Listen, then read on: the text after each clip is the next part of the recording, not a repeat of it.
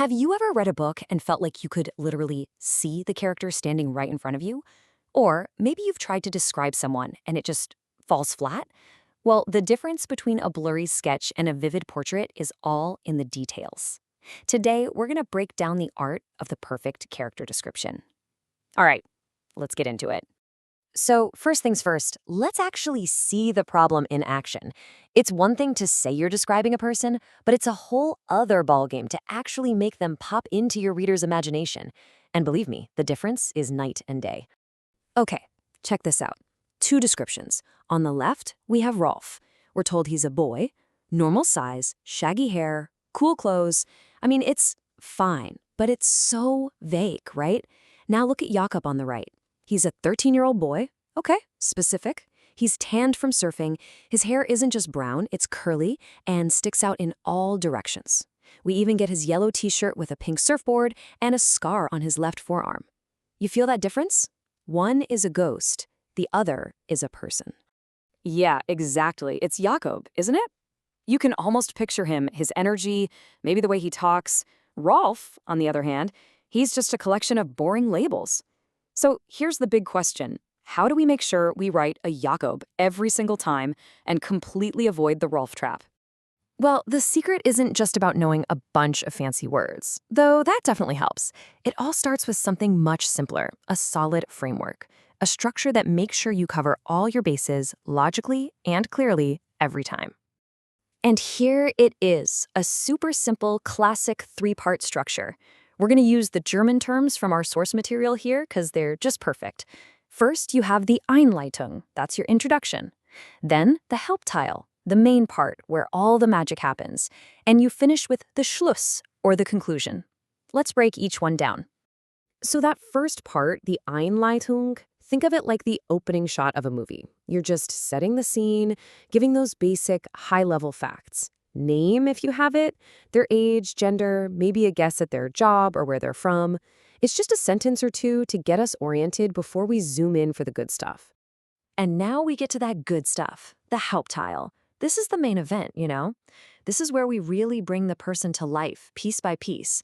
But you can't just throw details at the wall and see what sticks. You need a system. And the system is beautifully, beautifully simple. Just go from top to bottom. That's it. Seriously, start at their head and just work your way down. It's a natural path for the reader's mind to follow, and it guarantees you won't forget any of the important bits.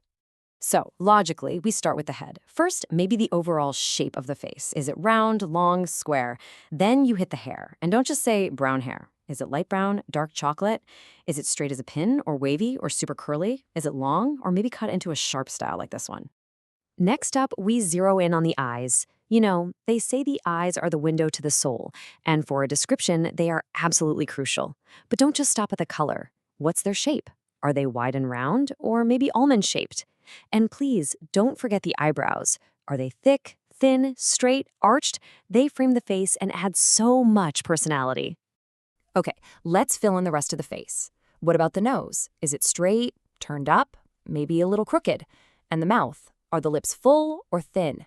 And what about the ears? Do they stick out or are they close to the head? Each of these little details adds another unique brushstroke to your portrait. Now, moving down from the head, we get the rest of the body. What's their general build? Are they slender, muscular, stocky? How tall are they? And, of course, what are they wearing? Clothes tell a huge story. And then you hit them with the special features, the things that really make them memorable. Tattoos, piercings, and remember Jakob's scar? That's the kind of gold that makes a character unforgettable. So having a great structure is awesome, but it's just an empty canvas without the right paint. And that's where this comes in. Your vocabulary is your paintbrush.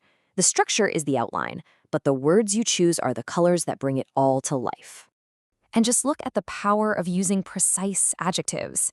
Instead of arched eyebrows, you could say geschwungen, which means curved or sweeping. Instead of just a strong jawline, you could use markant, prominent, striking. Hair isn't just messy, it's struppic or shaggy. See? These words don't just describe, they paint, they create an image. All right, so we have built our portrait from the ground up, or well, from the top down. We've got the structure, we've got the details. Now all we need is that final flourish, the last part of our framework, the Schluss, the conclusion. Look, the conclusion isn't just where you stop writing. It's where you zoom back out and give your overall impression. What's the general vibe this person gives off? Do they seem confident, tired, happy? You take all the visual information you've gathered and translate it into an emotional takeaway that really sticks with the reader.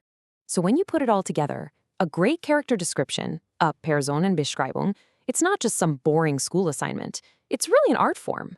It's about using that simple, logical structure and a powerful vocabulary to paint a complete and vivid picture of a person in your reader's mind.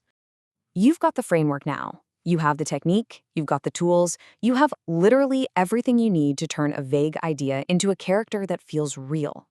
So the only question left is, who are you going to describe first?